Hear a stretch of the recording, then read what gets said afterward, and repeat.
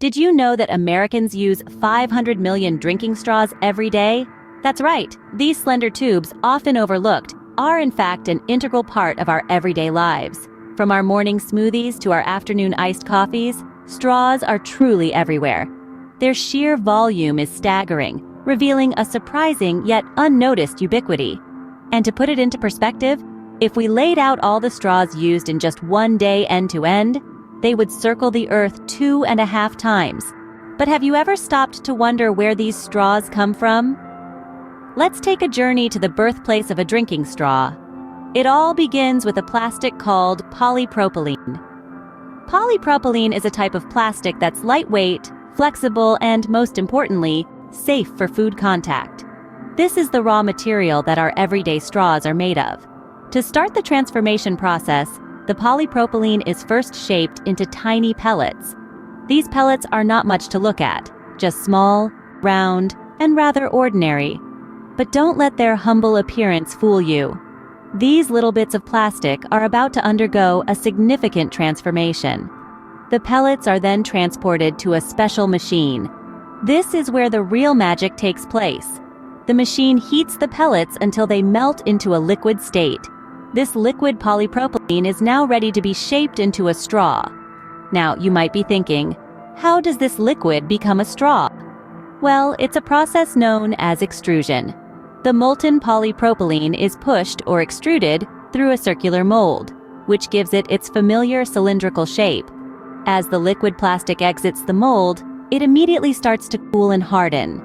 This is a critical step because it's during this cooling process that the straw maintains its shape. If it cools too quickly, it may become brittle and break easily. On the other hand, if it cools too slowly, it may not hold its shape. So the cooling process needs to be just right. Once the straw has cooled and hardened, it's ready to be cut into the lengths we're familiar with. And just like that, from a tiny pellet, we have a straw. But this isn't the end of the story. After all, a straw is more than just a plastic tube. From a simple pellet to a perfect cylinder, the transformation is just beginning. Transformed from pellets, our straw still needs some finishing touches. This stage is all about cooling, cutting, and quality control. Let's dive in, shall we? We all know how molding works, right? Heat is used to soften the plastic, allowing it to be shaped into the cylindrical form we recognize as a straw. But once that shape is achieved, it's critical to cool down the straw swiftly and efficiently. This cooling process is what solidifies the straw, ensuring it maintains its form. The straw is then transported through a cooling tank, where it's bathed in cool water. This isn't just a quick dip, mind you. It's a carefully controlled process, where the temperature of the water is monitored and adjusted to make sure the straw solidifies just right. Now, on to the cutting process. This is where our long plastic tube is transformed into the straws we're familiar with. A cutting machine, precise and efficient, slices the tube into the desired lengths. It's like a highly specialized tailor, ensuring each straw is cut to the perfect size.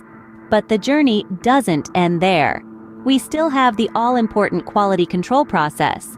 This step is crucial to ensure the straws are safe for use. Each straw is inspected, making sure it's free from any defects. The quality control team checks for any issues that could potentially cause harm, like sharp edges or cracks. If a straw doesn't meet the standards, it's taken out of the batch. This ensures that every straw that makes it into your drink is of the highest quality. This process might seem simple, but it's a fine-tuned symphony of technology and diligence, all working together to produce a common object we often take for granted. So the next time you sip your drink through a straw, remember the journey it's been on. From a simple plastic pellet, through a heated transformation, a cooling bath, a precision cut, and a thorough inspection. And just like that, from a plastic pellet to a perfect straw, our journey is complete. So what can we take away from this straw journey? From beginning to end, the life of a straw is more complex than meets the eye. It starts off as raw materials, often petroleum-based, which are sourced from the earth. This raw substance is then transformed through various stages of heating, extruding, cooling, and cutting into the familiar, slender tube we all know as a straw. Yet, as we've discovered, there's more to this tale than just the creation process. The environmental impact of plastic straws is a major concern. Each year, Billions of these seemingly harmless items are discarded, adding to the mountain of plastic waste that threatens our ecosystems. In the ocean, straws are among the top 10 items found during beach cleanups and can cause untold harm to marine life. On land, they contribute to landfill, taking hundreds of years to decompose. It's clear that the humble straw, a product of human ingenuity, has become a symbol of our throwaway culture. But there's hope. Alternatives to plastic straws, such as those made from paper, metal, glass, or even edible materials, are gaining popularity. These options offer a way to enjoy our drinks without leaving a trail of plastic in our wake. So, the story of the straw isn't just about its making. It's also a story about our choices and their impact on the world. Next time you sip from a straw, remember, it's not just a tube. It's a story of transformation.